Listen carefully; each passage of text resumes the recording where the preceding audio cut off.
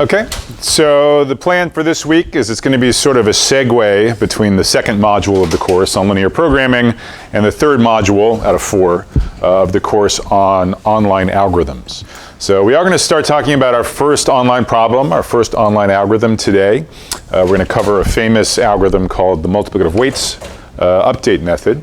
But then also I'll show that there are consequences for our last couple of topics, linear programming and the Minimax theorem, that are derived from the multiplicative weights algorithm. Okay, so we're going to both introduce some new concepts, but also reinforce the things we talked about last week.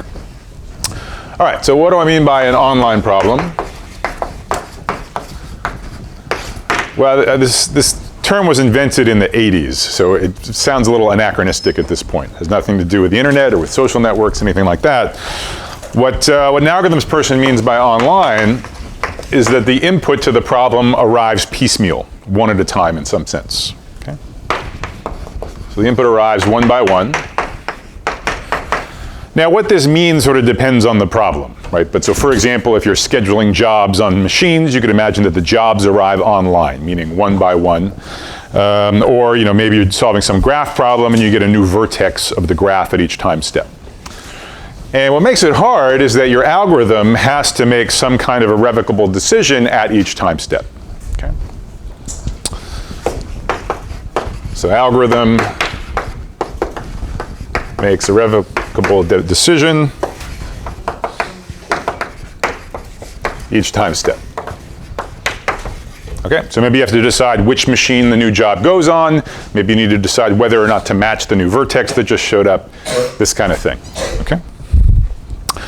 And if you think about it for a second, you realize actually like a lot of problems in real life, both computational and otherwise, really are online problems. Okay, so it doesn't really get any airtime in CS161, but if you think about it, the kinds of problems you might design algorithms for in the future, likely some of them will be online problems. Okay.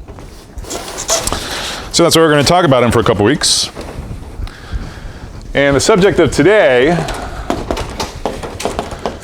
is a very simple model of making decisions online. So this is a model that was actually first studied in the 50s in game theory, but it's been rediscovered many times, in particular in machine learning theory. They also have sort of independently studied this model. And so this problem, I think it's interesting in its own right, but as we'll see, there's also implications for both linear programs and for the Minimax theorem. So what's the setup? So there's a set of actions, okay, that's just fixed. And we know what they are. In today's lecture, n will denote the number of actions. And this problem's already interesting if n equals 2. Okay, that's still a non-trivial case. So what might this mean? This can mean a lot of things, but for example, maybe every action is a stock. You're trying to choose how to invest, okay? Or maybe, you're trying to figure out how to get to class, right, from home. And there's different routes you could take. So the different actions could be the different routes. Okay?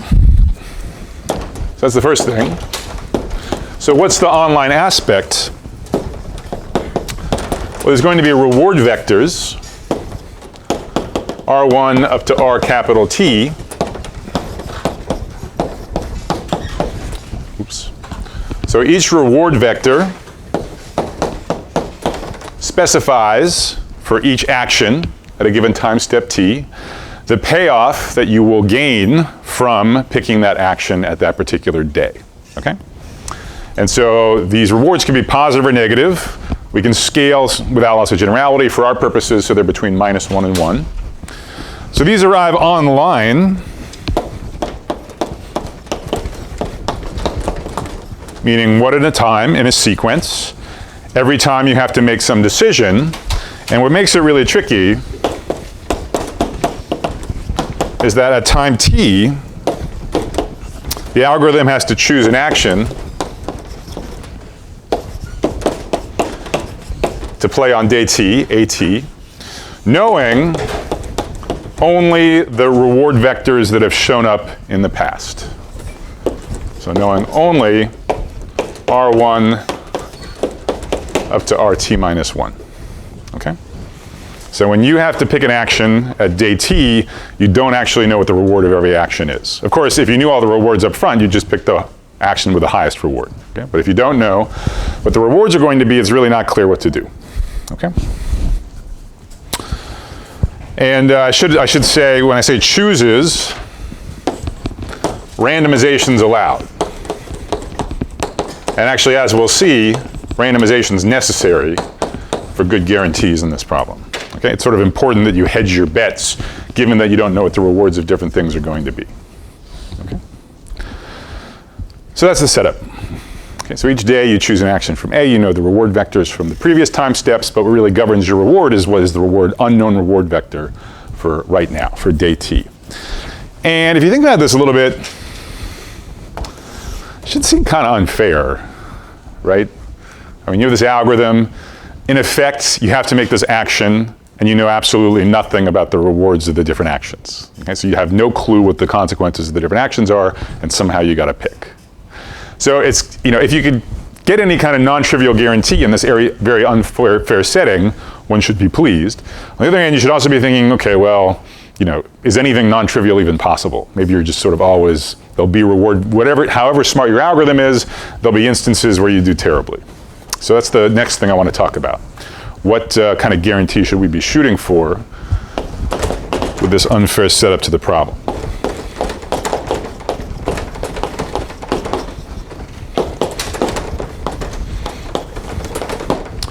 So I'm going to show you some limitations on what we could possibly expect, but then I'm going to give you an algorithm which actually, given these limitations, is as good as could possibly be. Okay? So what are the limitations? So first of all, well, you know, how would you try to convince somebody that your algorithm was really good? Okay? That you did a great job of sort of choosing actions over time?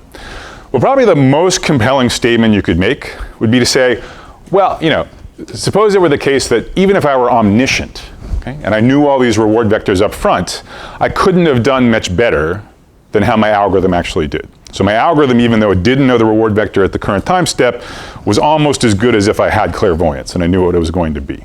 Okay? So that would be the strongest imaginable guarantee, and it's too strong. Okay, so it's too strong a benchmark in this setup. So the first thing you might want to try to do, you can't do. Can't compete with, okay, so if you were omniscient and you knew everything up front, what would be your reward? Well, on each day, from 1 to capital T, you would just pick the action that, at day t, gives you the largest reward. Okay? So do you agree? So in hindsight, or with foreknowledge, this would be the total reward that the obvious algorithm would get. Okay? And it would be nice if we could come up with an algorithm that's online and does almost as well. So why can't we do that? Well, pick your favorite algorithm. Okay, even just suppose there's two actions. Okay? So pick your favorite algorithm. It can be randomized. And now, you know, I'm going to play the role of an adversary, and I'm going to look at the code of your algorithm, and I'm going to feed you kind of really nefarious reward vectors. Okay? How would I do that? Well, I know the code of your algorithm, so I just look, okay, it's day 17. I know what happened in the last 16 days. What is your probability distribution over the two actions on day 17? Okay? And if it's, say, 60 on the first action and 40 on the second action, I'll just give you a reward vector, which is -1 on action 1, and 1 on action 2. Okay? So every day, whatever you're more likely to play, I'll feed you a reward vector where you get -1 then. But if you sort of get lucky and choose the action that you're less likely to pick, then you get a +1.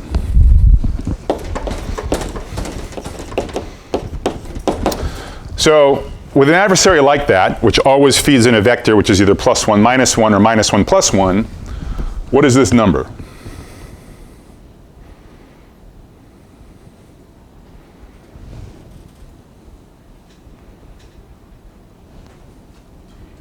T, right? Each day, little t, there are two actions. One has reward +1, one has reward -1, so the max is certainly +1, summed over capital T days. Okay? So in hindsight, however the adversary did this, as long as it only did +-1 vectors, you can get t in hindsight.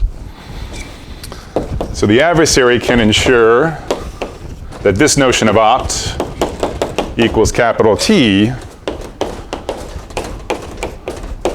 Well, what does our algorithm get? Well, the best case for us is that we were picking an action 50-50 uniformly at random. Then we have a half a chance to get +1, a half a chance to get -1. If we're picking anything other than 50-50, we're only more likely to pick up the -1. But in any case, the expected reward earned by our algorithm is going to be 0 or less. Okay. So that's a quite big gap between how well any algorithm could do. Notice the algorithm was arbitrary. Okay? So the claim is for every single algorithm, no matter how smart, just by virtue of being online, you're stuck with this huge gap between how well you might do and the best action sequence in hindsight. Okay. Any questions about that? So this is the first limitation. Okay, so the first super strong benchmark you dream up is too strong. So here's a key idea. And this is sometimes known as regret minimization. So we're going to compare it to a weaker benchmark in which we swap the max and the sum. Okay? So in English, what we're going to ask, the way we're going to try to convince somebody that our algorithm did really well, is we'll say, you know what? Suppose we at least had foreknowledge, not of the reward vectors, but of the best action. Okay? So suppose little birdie told me that if you were just going to pick one action, you should pick action 7 all the time. Okay? So let's see how well the best fixed action does, and let's compare our algorithm to the best fixed action in hindsight.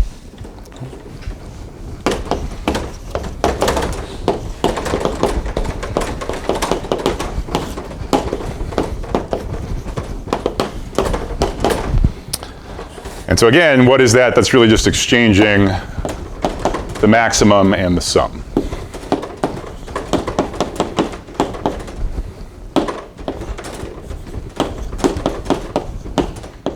Okay? So this is what we'd like to get. Okay?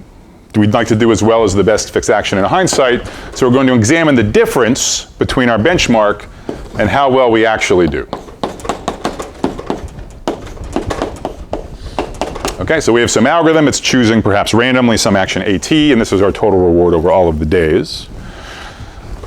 So this is what we're going to be focusing on for the rest of the lecture. This is also called the regrets of an action sequence or of an algorithm for a given sequence of reward vectors. Okay? Yeah? So on the left-hand term, the max outside the sum, is the A really a vector of A's? No. No, which is important. It's one action. So let me actually write A in capital A for emphasis.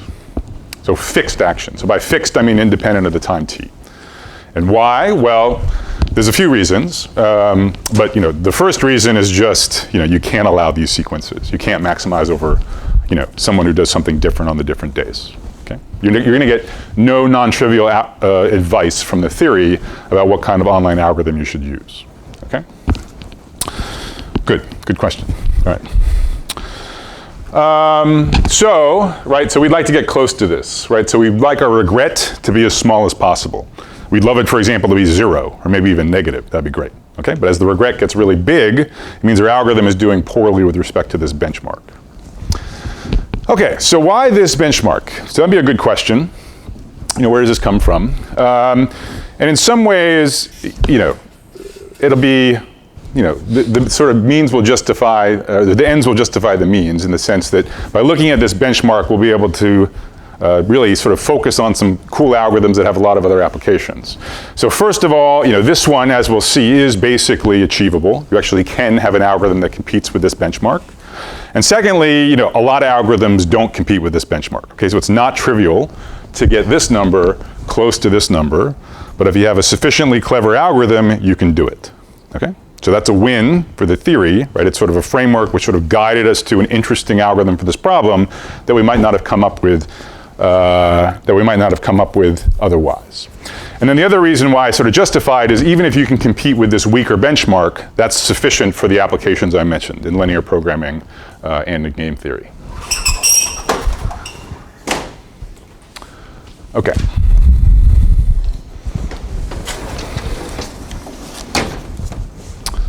So any questions? So the goal is going to be to design an algorithm so that the regret is small, ideally close to 0. Okay. Again, just for emphasis, I want to emphasize that when we design our own algorithm, we are perfectly allowed to choose different actions on each day. But in the benchmark, in the left term, we're thinking about the best fixed action in hindsight. All right, so I said that even getting this regret close to 0, it's not trivial. So let me show you more concretely what I mean. So first of all, you really need randomization to have any hope of getting the regret to be small. So deterministic algorithms, not good enough. And I think most people, when they first start trying to think about how they might, what should an algorithm do, I think you'd probably start with a deterministic algorithm. I actually think probably a lot of people would start with what's called follow the leader. So what is this? So you're at day 17. You have no idea what the rewards of the different actions are going to be. All you know is what happened in the first 16 days, okay? Well, sort of a natural heuristic would say, well, which action has been the best historically? Meaning summed over those 16 days has the highest cumulative reward. Let's pick that one, okay? So that's the follow the leader algorithm. That's a deterministic algorithm, okay? So given the past, you put all your eggs in one basket and you play the best action. But so the claim is not just follow the leader, but any deterministic algorithm can, at least in the worst case, suffer severe regrets. Even with two actions. And if you think about it, and now the sort of unfairness of the game is really evident, right? So suppose it's a deterministic algorithm and I want to adversarially feed you reward vectors where you do badly. Right, so day 17, I know what your algorithm is going to do. It's deterministic, right? And I've got the code, right? So I'll just, on whatever you're going to pick, I'll give you reward 0, and then I'll give all the other actions which you're not taking, reward 1, okay? So if there are only 2 actions, for example, I'm going to ensure that your deterministic algorithm gets a total reward of 0, it gets 0 every day. But, every day I'm giving one of the actions a 1, so one of the 2 actions, one of the 2 fixed actions will get at least t over 2 total reward in hindsight, for a regret of capital T over 2. So adversary can force our algorithm equals 0, while opt, and so now when I'm writing opt, I mean our new benchmark and our benchmark for the rest of the lecture, the left-hand side here, while opt is at least T over 2. Okay? So that's the second barrier. Okay, so it's not yet clear if this is possible, but we know if it is possible, it can only be possible with a randomized algorithm. Okay? Questions about that? Yep. So did these negative ones turn into 0 ones? Well, I happen to use a special case of the reward vectors where I only make use of 0 and 1. So when I did the first, just for sort of variety, when I did this argument, I used -1s and 1s. When I did this argument, I did 0s and 1s. I thought that would be the clearest. But you can make the same point with any 2 different numbers, really. Yeah. Other questions? Okay. So the final limitation, the final lower bound. So the first limitation motivated this weaker benchmark of the best fixed action. The second barrier says we need to consider randomization. So this third one says that even with this benchmark and with randomization, this cannot be 0. Okay, there's still going to be some non-trivial regret, no matter how smart your randomized algorithm is. And so this is going to show that you can't do better, no matter what online algorithm you use, than square root t of log n expected regret. Okay? So remember that we're thinking about randomized algorithms. So the expectation here is over the coin flips of the algorithm. Okay? Now, so how should you think about this? How should you think about the square root t log n? Well, maybe think of n as small and t as large for the moment, at least. And notice that, for deterministic algorithms, we were seeing a regret of t over 2.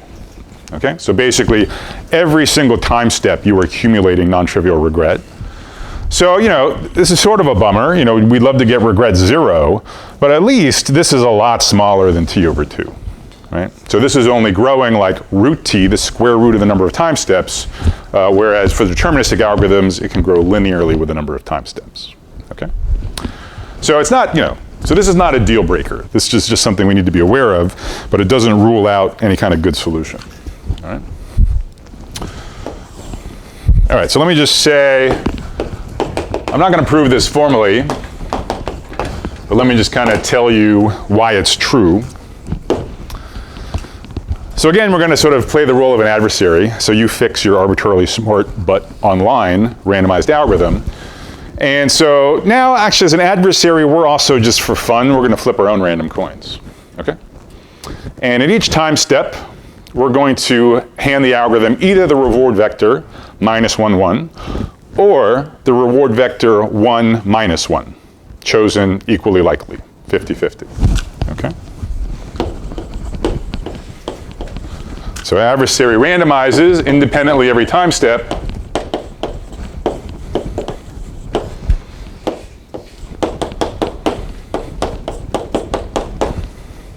All right.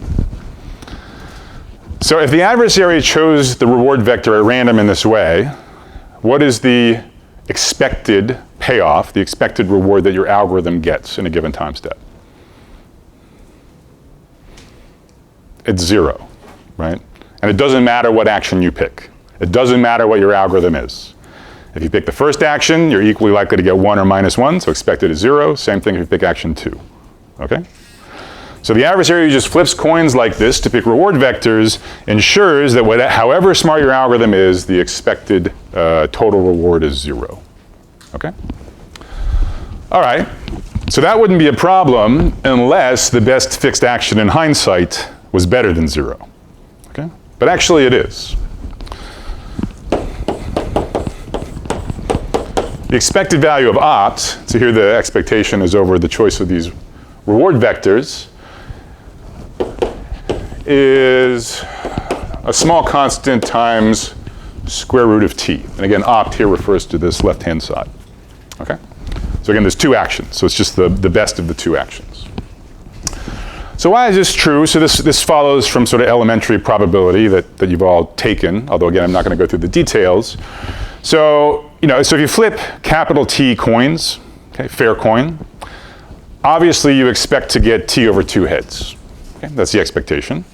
But there's also the standard deviation, okay, which for flipping t coins is about root t, okay? So you actually expect the number of heads to be something like t plus root t or t minus root t, okay? That's what you're expecting to see. So whichever of those 2 heads or tails came up more times, came up like t plus root t times, that corresponds to an action for these reward vectors, which in hindsight would give you total reward like 2 root t. Okay, if you have t plus root t heads, so 2 plus root t 1s on the first action, but only t minus root t heads on the second action, then if you always play heads, you're going to be getting, like so basically you're going to be getting 2 root t total reward, okay? So that's where this root t comes from. It just comes from the standard deviation of a binomial random variable. And you can do the same trick with many actions, and if you do the same trick with many actions, this is what you get. You pick up an extra square root log of the number of actions factor, okay? And so again, that was just for intuition. I went through this argument, all right? So any questions about that? All right, so this is the final line in the sand, okay? So we know no matter how smart we are, even if we use randomization, even if we use the best fixed action in hindsight, this is the best case scenario for the expected regret, the extent to which our total reward can be close to the benchmark, okay? And what's cool, and is the point of the rest of this lecture, is there's actually a simple online algorithm that meets exactly this bound. Okay? With expected regret O of root t log n. Okay? And actually the hidden constant here is 2, as you'll see. Okay? So it's actually very, very reasonable constant. Okay? And again, let me emphasize the expectation here is over the coin flips of the algorithm. Okay, so this is a worst case guarantee. No matter how the adversary chooses the reward sequence, on average over the coin flips in the algorithm, this will be your regret. Okay, at most. It may be easier to interpret this guarantee if I phrase it in a different but equivalent way.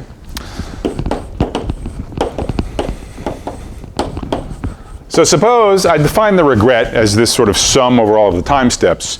You can also ask about the time averaged regret, which just means dividing all of that by capital T, okay? Multiplying by 1 over capital T. So that's like the average rate that you're accumulating regret per time step, okay? So if your aggregate regret is like root T, well then the time average version, we divide that by T, so we get a 1 over root T. Okay, so more precisely, we get a root log n over root T. Okay. So, and then we could ask, how long does the time horizon have to be? How long do we have to play this game before we're only accumulating regret at an average of like epsilon per time step, where epsilon is some parameter of our choosing. And if you plug in the numbers, this is simple, I'll let you do it offline. This is what you get.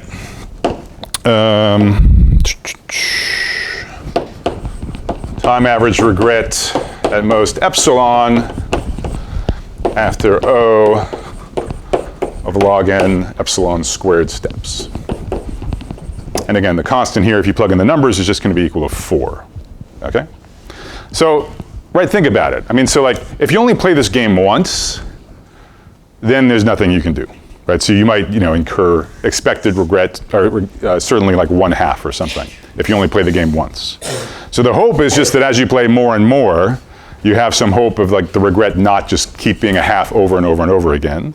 And that's exactly what this is saying. This says whatever average per time step regret you're interested in, if you play the game long enough, using the algorithm I'm about to show you, you can actually achieve that regret, okay, at most epsilon. I also want to sort of emphasize, this is a pretty small number actually. So this is sort of really appealingly fast convergence, one might say, to the no regret guarantee. This is really not that many iterations unless n is super, super big or epsilon is pretty small. Okay, so for modest epsilon and even very large n, this is a surprisingly small number of iterations to be able to get this guarantee. Okay. All right, so any questions about that? So what you should understand now is just sort of the statement of the theorem. I haven't told you the algorithm and the corollary. You should see how the corollary follows from the theorem. And you should understand the sense in which this is the best we could have hoped for. Okay, that we should be very pleased to have an algorithm meeting this lower bound. So any questions about all that stuff?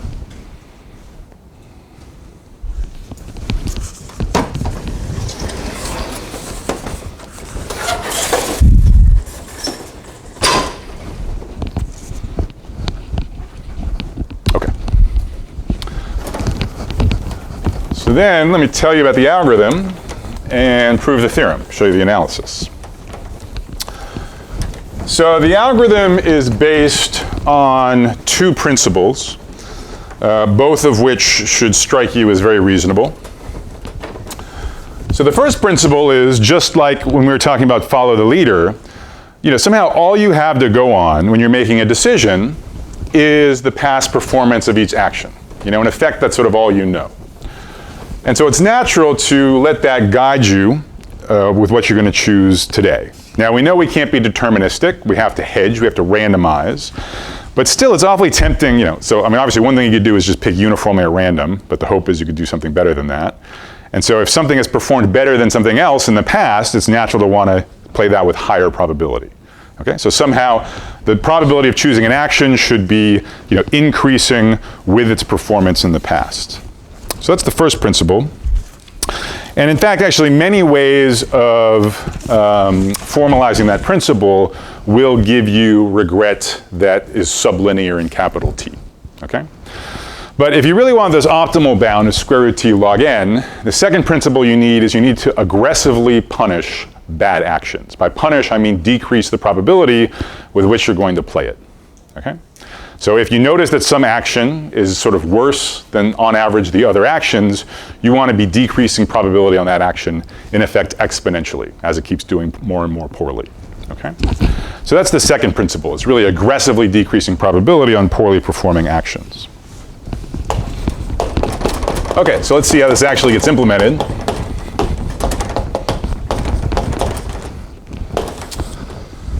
So this algorithm has a lot of names, actually. Like I said, this stuff has been rediscovered several times. I'm going to go with the most common name in theoretical computer science, which is multiplicative weights, or the multiplicative weights update algorithm. In machine learning, it's often called hedge, and it's closely related to the randomized weighted majority algorithm in machine learning, for those of you that know some ML. Okay. So multiplicative weights, MW. So initialization. So we're going to maintain, no surprise, a weight for each action. Initially 1. What does the weight of an action mean? In some sense, it's the credibility of this action based on its past performance. Okay? So we're going to track a weight for every action, and a bigger weight is going to roughly mean that this action has done well in the past. Okay? All right, so initially we don't know anything, so we give all the actions the same weight.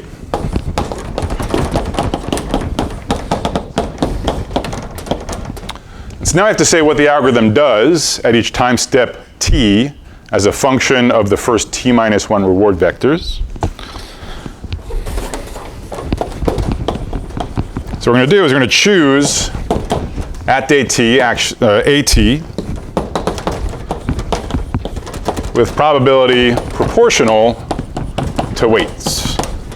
Okay?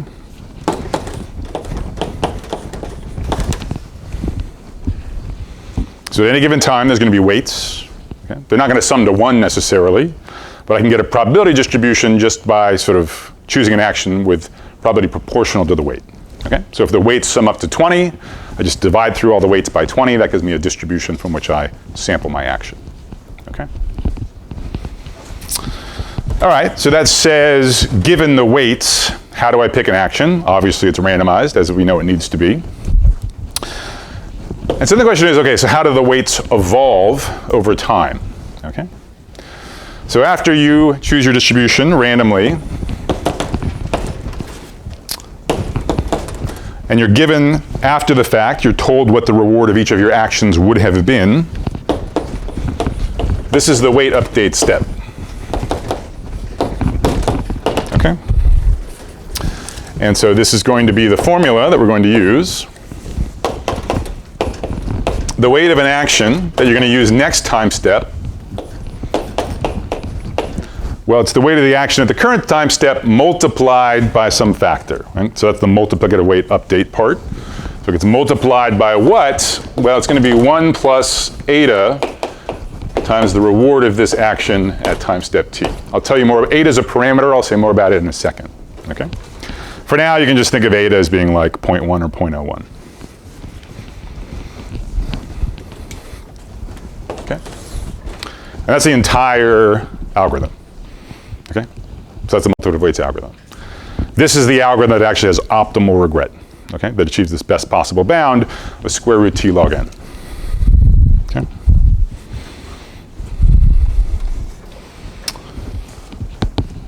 So any questions just about the code?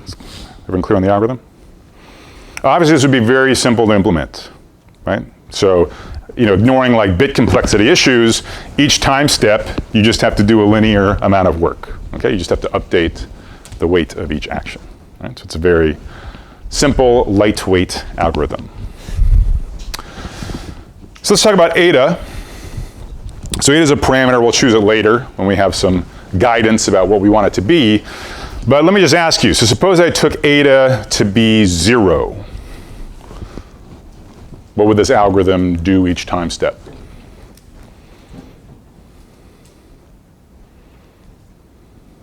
Same thing. Namely? So So you do the same thing, which would be what? pick an action with probability proportional to the original weights. Right. Which is 1, so uniform. Exactly right. Exactly right. So every time step, if eta is 0, this would just pick an action uniformly at random. Okay, so it's doing no learning in effect. Okay, so eta is sometimes called the learning rate. So with a learning rate of 0, then you just always select uniformly. Now as eta gets bigger, okay, so if eta is positive, then what do we see? Okay, we see that the higher reward that this action took, the more we update its weight. Right? On the other hand, remember the rewards could be negative. So if the reward is less than 0, this is going to actually result in the weight decreasing. Okay? So every action will always have a non-negative weight, and it'll go up after any time step where it had a positive reward, and it'll go down after any time step that had a negative reward. And if you think about eta as getting pretty big, is like approaching 1 or something like that, this is sort of doing something like follow the leader. Okay, it's somehow like paying a lot of attention to the past performance of an action. It's not exactly the same as follow the leader, but intuitively, as eta gets bigger, you're being more rash to sort of change, perhaps dramatically, the weight on an action as a function of how it did just yesterday. Okay. So eta in general is a parameter to interpolate between these two extremes, just no learning at all and kind of, very kind of aggressive learning. Okay. Okay, right, so let me just say, the only thing we need to know for the analysis is that we're going to pick this to be between 0 and 1/2, chosen later. Okay? As I was preparing my notes, I realized my etas look a lot like 3s. So if you ever see something that looks like a 3, it's going to be an eta. Okay, so I'll just forbid myself from writing any actual 3s on the board this lecture. So, okay. So any questions before we do the analysis? So the analysis is pretty interesting. Okay, so the algorithm is very straightforward. The analysis is less straightforward. Okay, we're going to have to do some thinking to get the analysis right. Okay. So any questions before that?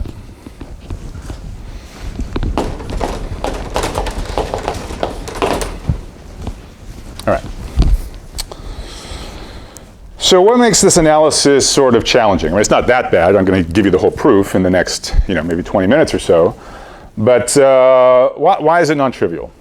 And if you think about it, actually, what the theorem is stating, it seems to be, it's successfully comparing two things which seem to have nothing to do with each other. Right, so what's our protagonist? What we care about is our algorithm, the multiplicative weights algorithm, and we care about the expected reward it's going to accumulate. Okay, that's what we care about. What are we comparing it against? We're comparing it against the reward of the best fixed action in hindsight. Okay, like what do those two things have to do with each other? It's really not clear, actually. They just seem like totally different objects. Like the trajectory of this one kind of randomized algorithm, and then the best thing in hindsight. So that's the challenge, is sort of how do you get the two sides of the theorem in the same room? And so there's really just one very simple trick, but in my opinion, it's sort of the inspired idea of the analysis, which is to introduce an intermediate quantity, which we're going to be able to then relate to each of the two things we care about. Okay, opt, the best fixed action in hindsight, and the multiplicative weights guarantee. So the intermediate quantity we're going to look at is just the sum of the weights of the actions, okay, as multiplicative weights proceeds. So sum over the actions of the weight of an action at time t. Okay? So this will be an important quantity for us. And don't forget that, every time there's a time step, the weights change, so therefore this capital gamma is changing as well.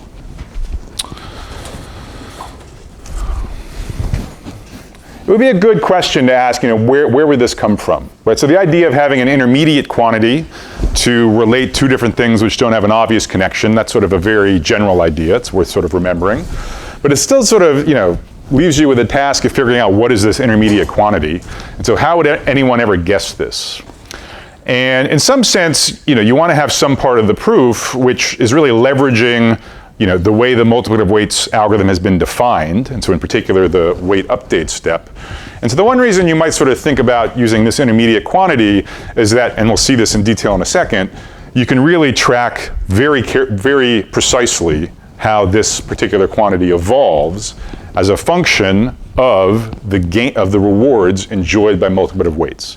So in other words, we're going to show that this capital gamma is big if and only if multiplicative weights did really well. Okay? then we're going to have to prove that, opt can only be bad if capital gamma is small. Okay, so opt can only be, right, so that's what we're going to show.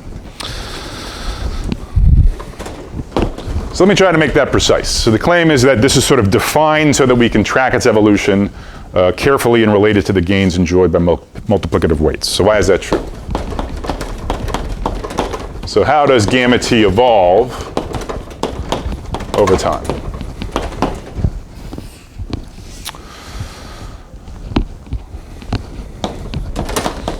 So again, just to be clear, so we're going to have two parts of the proof, which we'll then combine. The first part, we're connecting this to the performance of our algorithm of multiplicative weights.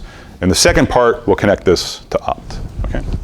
So for now, the goal is to somehow have a relationship between capital gamma and the rewards of multiplicative weights. So a little notation just to make it simpler.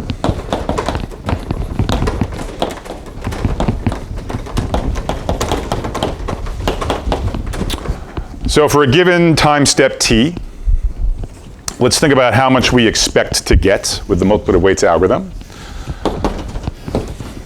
So it's just going to be, right, so just by the definition of expectation, we just look at the probability that multiplicative weight chooses A times the reward that you will get by choosing A at time t. Right, so just definition of the expectation. And remember, the multiplicative weights chooses actions proportional to their current weights. Okay? So this equals sum over A and A. Does anyone see how to express this in terms of other notation that's on the board? So it should be at time t.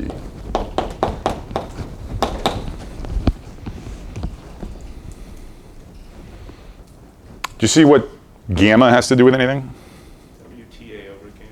Right, exactly right. So this is W, the current weight, over the sum of the weights, right? Because this is just the normalizing factor when you pick proportional to the weights. Okay. So let me pull this 1 over gamma in front. And we get this. Okay.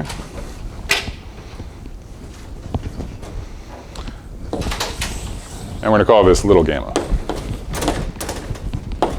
Okay. So little gamma, remember, is just shorthand for what we get at day t, in multiplicative weights. So what are we trying to do? We're trying to lower bound the sum of the gamma t's. Right? Sum of the gamma t's is what multiplicative weights gets total. We want that to be big.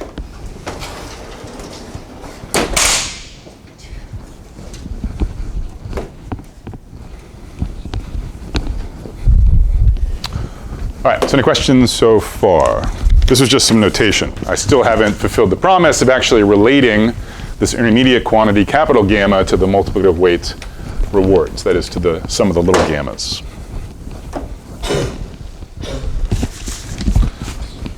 Everyone all right? There was a question down here, by the way. Did it get answered, or? Okay. Cool. All right, so back to the question. How does capital gamma t evolve over time? Well,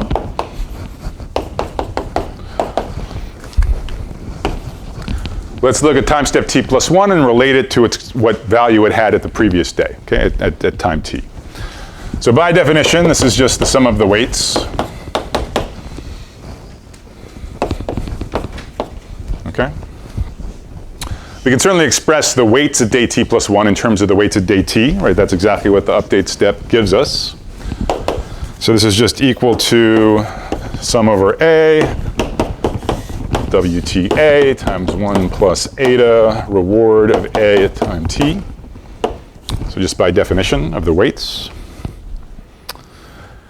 And if you stare at it a little bit, I'll walk you through this in a second, but this is actually exactly equal to gamma t times 1 plus eta little gamma t.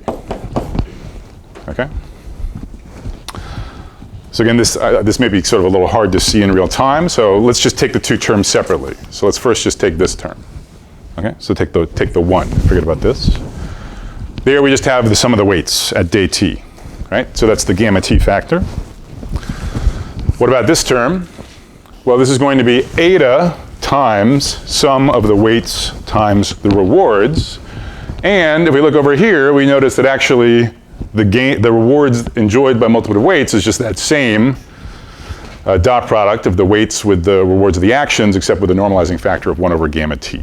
Okay, so in other words, this term is exactly the same as the circled term, except with an extra eta and missing a capital gamma, and so that gives us this. Okay? And all these are equations, so we've lost nothing so far. All right? So this is what I meant when I said, how would you ever think to, study the sum of the weights? This is a pretty appealing calculation, and this really leverages the exact form of the multiplicative weights algorithm. Okay, so this gives you this kind of really intuitive understanding. So what does this say? This says, in a time step where, remember, gamma is the expected reward of multiplicative weights at day t. So if at day t, the algorithm is likely to get a big reward, that means capital gamma is going to go up. Okay, for the next time step. Conversely, if multiplicative weights, if this is going to be negative, say, okay, so multiplicative weights doesn't do very well, then this will actually be smaller the next time step. Okay? So very loosely, at the end of the day, after these capital T time steps, if capital gamma is big, presumably the reason is because the little gammas are big, because the algorithm actually got a lot of reward over time. Okay? And we'll see that's really true. Okay. Good. So, one more step, just for convenience. So this is all exact. I've made no estimates. We're actually going to make use of a weaker statement, just because it's kind of more convenient for us. So, we're going to use an upper bound on this term, which is e to the eta gamma t. Okay? So the claim is that this is at most e to the eta gamma t. Why is that true? Well, you can prove it by a Taylor expansion if you really felt like it. But this is the kind of thing you can just plot and convince yourself of. Right, so if you look at the line 1 plus x, and you look at the graph of e to the x, so yeah, got the slope wrong.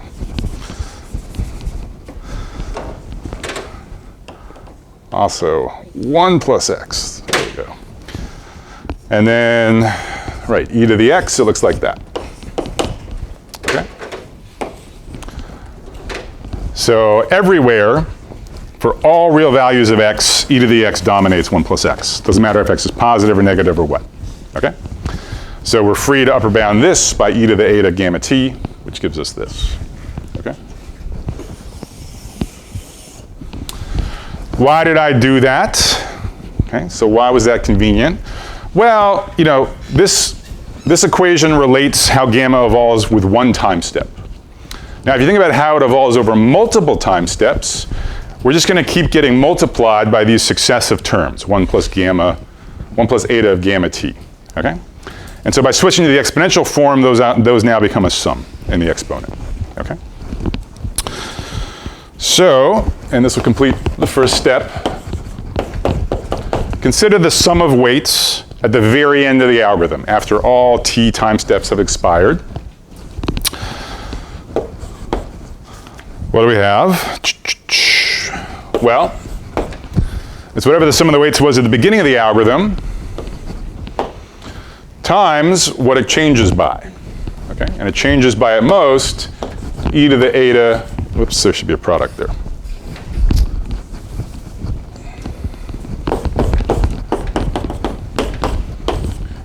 E to the eta gamma t. Okay?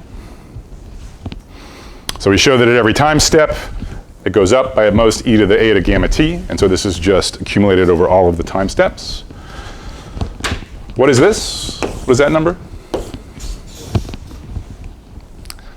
So that's going to be n, right? Everything starts with a weight of 1. And so there's n actions, so that's going to be n. So this is going to be equal to n times e, and this is exactly why we did that estimate over there. Sum t equal 1 to capital T, eta gamma t. Okay? And this is the culmination of step 1 of the proof. All right? So again, remember, what was it we were trying to do? We introduced the sum of the weights to relate it to the two things that we actually care about. And in this part, we're relating it to the performance of multiplicative weights. Notice, this will be clear if I write the eta outside. Notice, this is the performance of multiplicative weights. Okay? So we actually really care about this number. Okay? And we've now related it via a fairly simple formula to this intermediate quantity, the sum of the weights at the end of the multiplicative weights algorithm. Okay? So that's success. We have a relatively simple relationship between one of the things we care about and the intermediate quantity. Okay? Questions about that?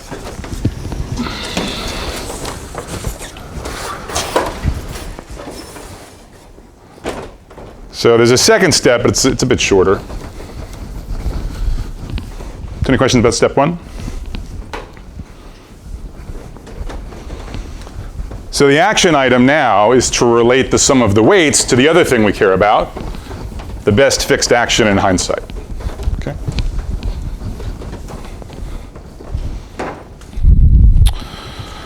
And here we're just going to use a very crude estimate. Okay? So what's our goal? Our goal is to say that the only way opt could be good, could be high, is if capital gamma is big. And then by part 1, we sort of think, oh, that should probably mean multiplicative weights is good too. So we're just going to use the idea that if opt is good, i.e. there's a good fixed action, then it's got to imply that our intermediate quantity, the sum of the weights, is pretty big. Okay? And the reason this is going to be true is just because the weights of this one really good action single-handedly lower bounds the sum of the weights of all of the actions. Okay? So this is going to be this is a crude part.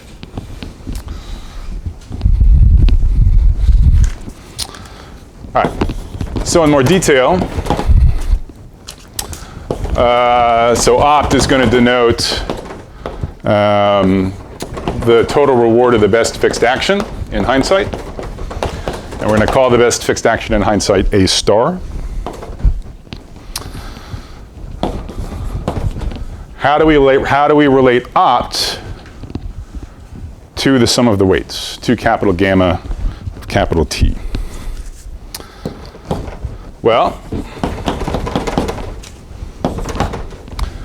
weights are always non-negative. They can go up, they can go down, but they're always non-negative. So certainly the sum of the weights is lower bounded by the final weight of this allegedly great action A star. Okay? So this should be trivial. This is just one of the terms of that sum. And so now we're going to use how these weights evolve over the course of the multiplicative weights algorithm. Okay? So what's the final weight of A star? Well, it's just the initial weight of A star times the accumulated multiplicative updates that you ever saw on A star. Okay? So 1 plus eta of RT of A star. Okay? So that's again just by the definition of the update rule that we're using. Okay? What is this here? Yeah, this is 1. You can forget about that. All right, so this is also good. We're making progress. So what are we trying to do? We're trying to relate the sum of the weights at the end of the algorithm to opt. What is opt? Sum of the rewards of A star. Here, we're seeing the reward of A star. Okay, I guess it's not summed. That's sort of annoying. Right? Again, we really care about the sum of the rewards of A star. Here we have this product of these like 1 plus whatever terms. Okay? So now so how would the product turn into a sum? Well, it sure would have been nice if this was like e to the reward of a star, right? Then all of a sudden in the exponent we get the sum of the rewards of a star, which is what we want. So the first thing one might think of is, well, okay, cool. Why don't we just actually use exactly the same trick we did in part 1? Let's just replace this by e to the eta r star of a star. Sorry, rt of a star. Okay, so like, why can't we just replace this with e to the eta rt of a star, analogous to step 1? Yeah. So the reason that doesn't work is because we can't have our cake and eat it too, okay? So we already used this inequality once to sort of say that the exponential is above the line, but now remember we're trying to prove, what are we trying to prove? We're trying to prove a lower bound on capital gamma. So that's not going to work, okay? Everyone clear on that? So the previous inequality, this inequality is not good. On the other hand, again, if you just go back and look at that same figure, you say, well, you know, 1 plus x and e to the x, if you're around 0, they're very close to the same number. You should be able to kind of switch willy-nilly between the two, okay? For x close to 0, okay? So that's what we're going to do.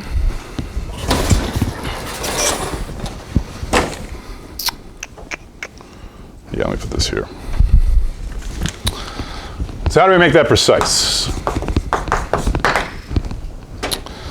All right, so we're going to use a Taylor expansion. That's a good way to sort of rewrite one function in terms of another. So the Taylor expansion we care about is really of the form 1 plus x. But let me just do it this way. Let me actually work with log 1 plus x, and then we'll take the exponent again later. So, you know, I'm sure you studied this, you know, freshman year, these Taylor series, but, you know, in practice, you kind of forget them and you look them up on Wikipedia when you need them. So this is what it says. X minus x squared over 2 plus x cubed over 3 minus x to the 4th over 4 plus and so on. And of course now, I have to confess, a previous lie of mine has been exposed. I promise to never write a 3 on the board. Okay, but these are the only 2 3s I'm going to write all lecture, I promise. So, okay, so,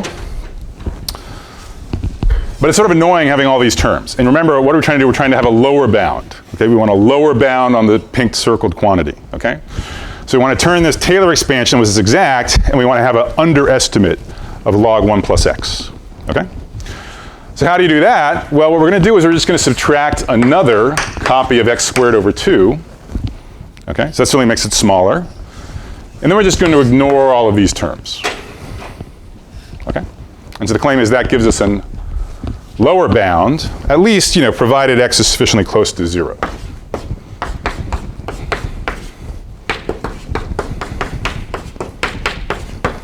Okay? Why is that true? Well, okay, so we subtracted something, and then we sort of stopped subtracting a bunch of other stuff. What do we subtract? You know, whatever. Okay, so maybe x, who knows what x is? X is like, you know, something. So what we're subtracting here is like, say, 0.1. Okay, so we subtract an extra 0.1. If x is at most a half, then this x cubed term, this in magnitude will be at most 0.05. This x to the 4th term in magnitude will be at most 0.025, and so on. Okay, so all this will just be a geometric sum, upper bounded in some of the magnitudes by what we already subtracted. Okay, so we subtract something, and the stuff we don't subtract is dominated by what we subtracted. Okay, and so here we're really using, it's important that we use the fact that x is at most a half, okay, for the geometric sum argument. And this is exactly why we capped eta at a half. This is the part where it comes up. Okay.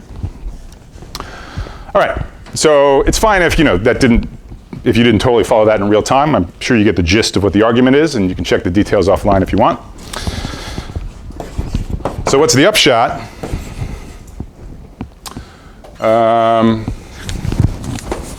Let's do this here, actually.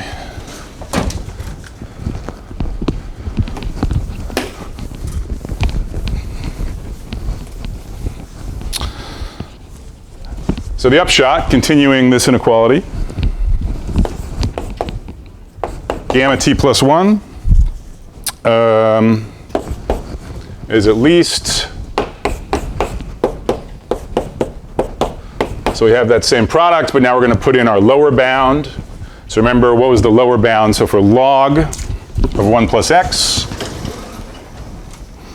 so for log of 1 plus x, the lower bound was e to the minus x squared. We're going to take both of those to the exponential. So this will become a 1 plus x. This will become an e to the x minus x squared. What is our x? This is our x. Remember, we scaled so that the rewards are between -1 and 1. And remember that eta, I promised you, would be at most a half. So our x's are at most a half in magnitude, so our estimate applies. And what do we get? So this is going to be e to the eta RT of A star. Yikes. I'm out of room here.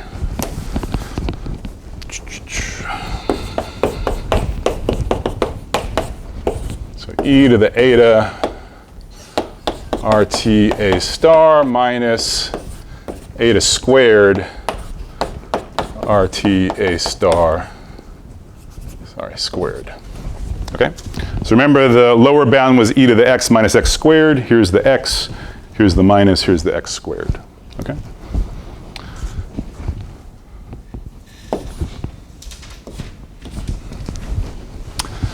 Okay, and so now why did we do this? This is exactly what we wanted, right? So what's this thing we care about? We care about the total reward of the best fixed action. That's exactly the sum of these. Those are now in this exponent, so this product becomes a sum, which is exactly what we want. This, frankly, is kind of annoying. This eta reward squared. It's not totally clear what to do with that. What we have going for us is that because this is an eta squared and eta small, hopefully this is just slop we can kind of do something crude with. Okay, and that's actually true. So for this, I'm just going to use the fact that, because all the rewards are between -1 and 1, all the squared rewards are at most 1. Okay? So that's what we're going to use in the following inequality.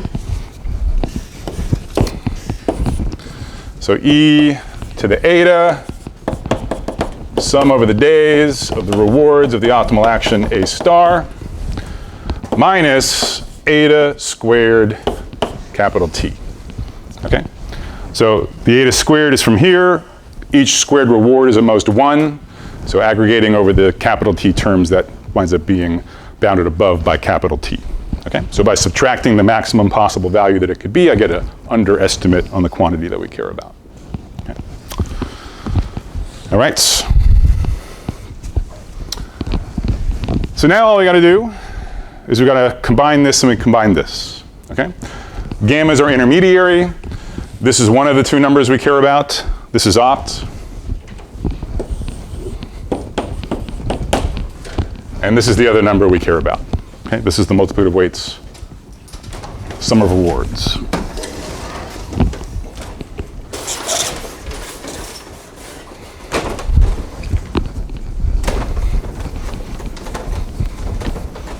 All right, and we're almost done.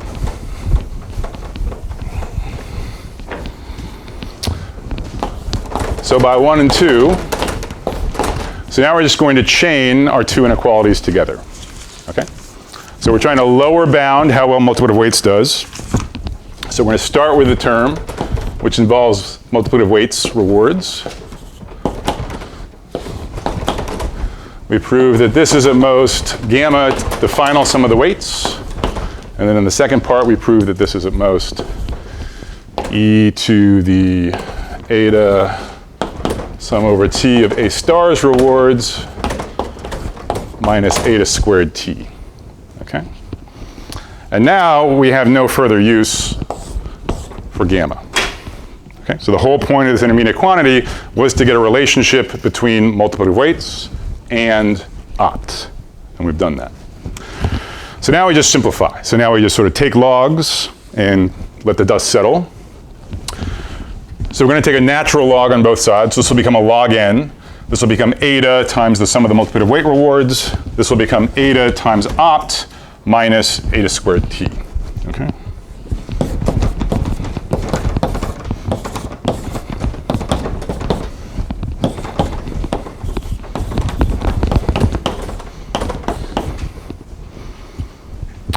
So dividing through by eta and moving this to the other side, What do we get? We get the multiplicative weight reward is at least ot minus eta t minus log n over eta.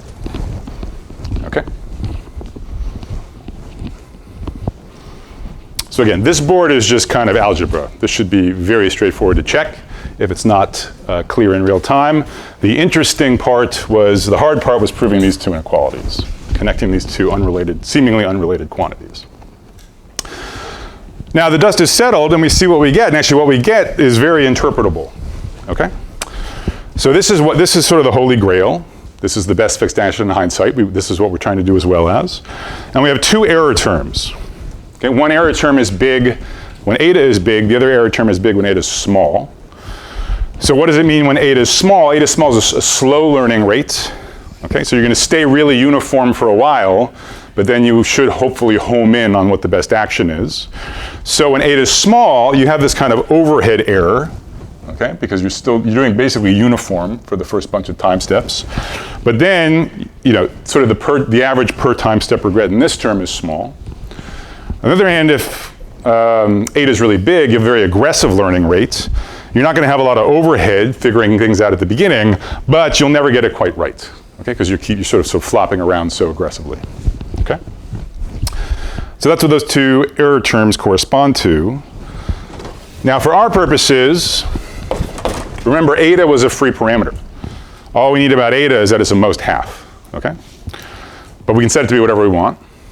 And when you have a couple terms, error terms, say, with the same parameters, usually what you want to do is set the parameters to balance the two error terms, okay? So here, if you set eta to be square root of log n over t, then in fact each of these becomes root t times root log n. So the combined error is 2 times root t natural log of n. Okay. And that completes the proof. Okay. So that's a fairly major result. That's why I went ahead and did the full proof. Okay. So the multiplicative weights algorithm, which is just this, maintain a weight for every action, let it evolve in this way. It achieves the best possible regret of any randomized online algorithm. And again, I think it might be easier to remember, rather than trying to remember this O of root t log n, expected regret, don't forget about the time averaged version. Okay, so suppose you want per step regret at most like 0.05. This gives you a recipe of how long you have to play the game before your per step regret actually is that low. Okay, namely it's 4 log n over epsilon squared, where n is the number of actions. Okay. All right, so any questions about the multiplicative weights analysis? The rest of the lecture is going to be about an application of this.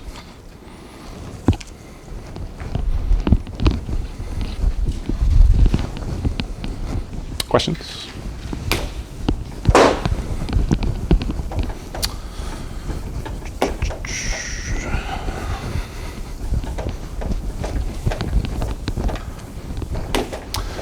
So what I'm going to do to conclude the lecture is I'm going to give you a second proof of the Minimax theorem.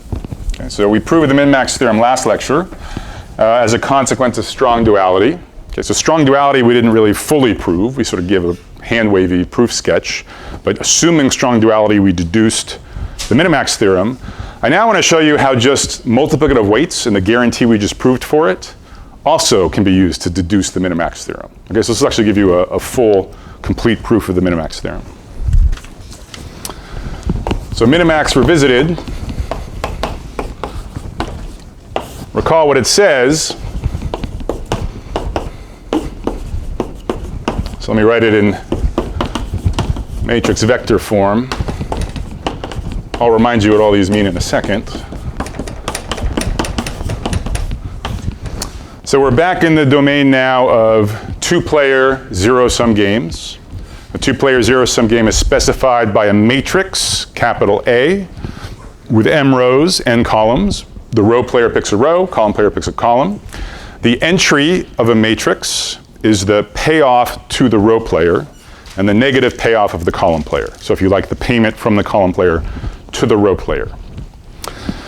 What the Minimax theorem said, it said, well, if players play optimally and are allowed to randomize, it actually doesn't matter whether you go first or whether you go second. So the left term here is what happens if the row player goes first. So the row player does the best thing it can under the assumption that the column player will respond optimally. Okay? And similarly here, this is where the column player goes first and the row player goes second. Okay? X here is a probability distribution over the rows, Y a distribution over the columns. Okay. So we saw this is implied by LP duality.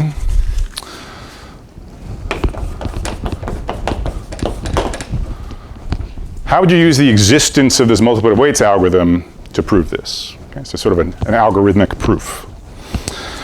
So here's what you do.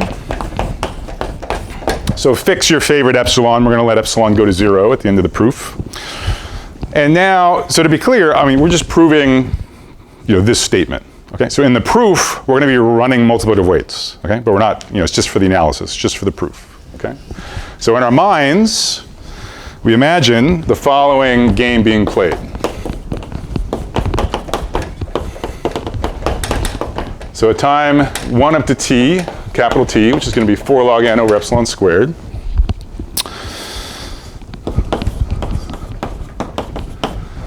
We're going to imagine as if the row and the column player, okay, choose at day t a mixed strategy using the multiplicative weights algorithm. Okay? So each player has their own copy, own private copy of multiplicative weights. Multiplicative weights tells you how to pick a distribution over actions. So just think of the row and column player as using that algorithm to figure out what mixed strategy they're going to play on a given day. Okay. So row column players independently choose mixed strategies. I'll call them PT and QT via multiplicative weights. Now, if you're a little confused, that makes sense, right? Because there's sort of a type check error at the moment. What does this mean, right? Think about like the interaction loop with multiplicative weights, right? So you say, what should I do? And it tells you. And then you tell it how all the options did yesterday. And you say, what should I do tomorrow? And then it tells you, and so on. So multiplicative weights is expecting you to feed in these reward vectors. So somehow for this to make sense, I need to say what those reward vectors are, okay? So, but you define them in a very natural way. So I want you to imagine the following. Again, this is all in our heads, so we can define this experiment however we want for the proof. Imagine that, after day t, the row and the column player announce to each other what they played, okay? So first they just sort of independently choose randomly according to P, according to Q. And then afterwards they're like, by the way, here's the distribution I used. And they tell each other this, okay? So now if you're the row player, right, and you know what the column player did yesterday, you actually know what the expected payoff of each of your strategies was yesterday. Okay? Right, so if you know the column player is putting 50% on the first column, 25% on the second column, 25% on the third column, you can just compute the expected payoff of each of the rows, okay, given that strategy by the column player. So those are going to be the reward vectors that we feed in the multiplicative weights. So for the row player, define the reward vector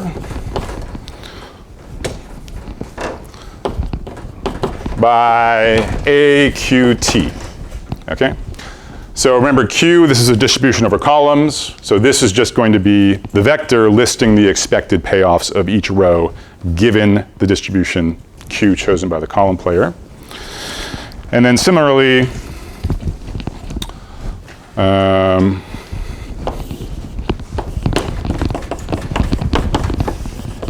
for the column player, you just define it analogously. So it's going to be minus, remember the A encodes negative payoffs for the column player. This is going to be the strategy used by the row player at time t. And so PT transpose times A is just going to be the expected payoff of each column to the column player given what the row player did at day t. Okay. All right. So any questions about that? So what I want you to understand at this point is I want you to agree that this is kind of a well-defined thought experiment, okay? If we wanted to, we really could think about a row and a column player choosing mixed strategies in this game, one strategy per day, using multiplicative weights in this way. Okay. So it's not clear why I did this, but you agree it's a well-defined thought experiment. Okay. All right. Good. So I need a little notation. Let x hat be kind of the average row strategy that the row player played over all the days. Okay? So sum over t equal 1 to capital T of pt. Similarly, y hat is the average column strategy. Okay? And I'm going to denote by v the time averaged expected payoff of the row player given how they played. Okay, so this is what I mean by time averaged. I'm going to look at each of the capital T days that the day got played. I'm going to look at the average payoff.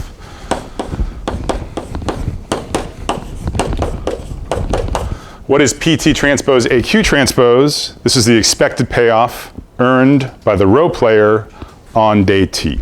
Okay, remember X transpose AY, that's always the expected payoff of the row player. When the row player chooses X, the column player chooses Y. So this is just the time averaged expected payoff of the row player in this thought experiment. Okay. Okay, good.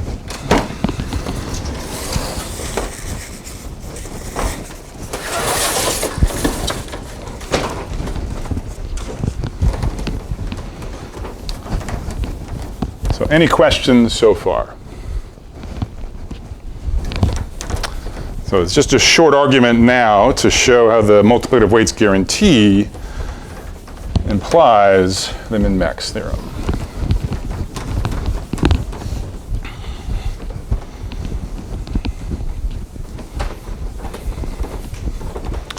All right, so how's it go? Well, think about things from the row player's perspective. Okay?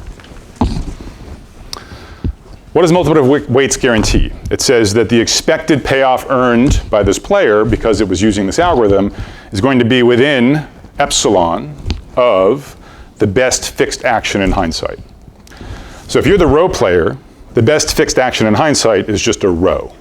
Okay? So what multiplicative weights says is, the expected payoff of the row player, which was generating the PTs using multiplicative weights, that's going to be at least as good, up to epsilon, as the expected payoff if you played one row over and over and over again of a fixed row I.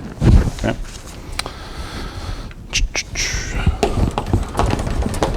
So by the multiplicative weights guarantee, and notice that I chose capital T so that the per step regret would be down to epsilon.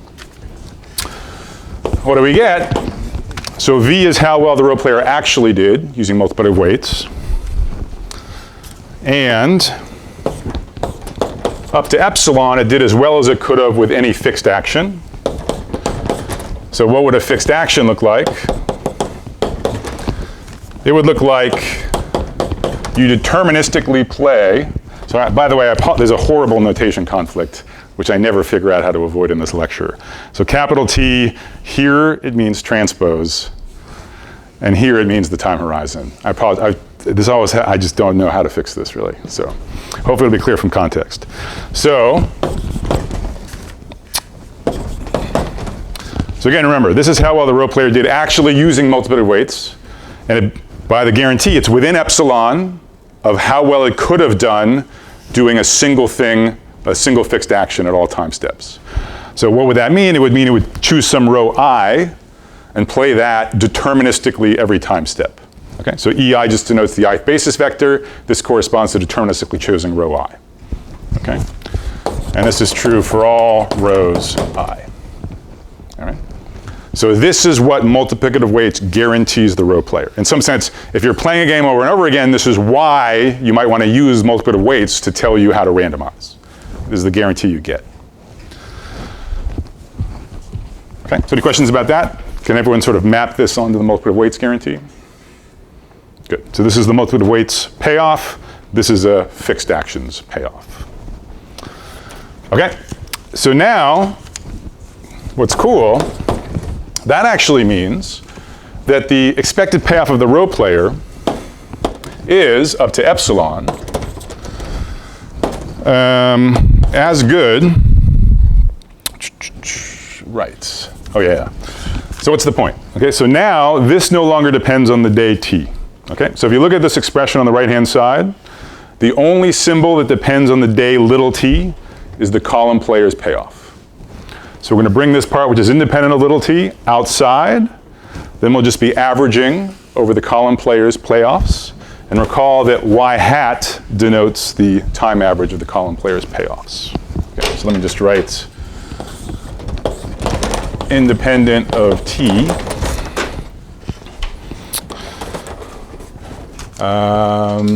Good. So in other words, this is just equal to EI transpose, y hat minus epsilon, okay? For all rows I. So this is just rewriting the same thing. You do as well as any fixed action. And the claim is actually this means you're doing up to epsilon as well as any probability distribution. Okay? So max over x, x a, x transpose a, y hat. Yep. The 1 over t, so that's, shoot, sorry. These are supposed to be time averages.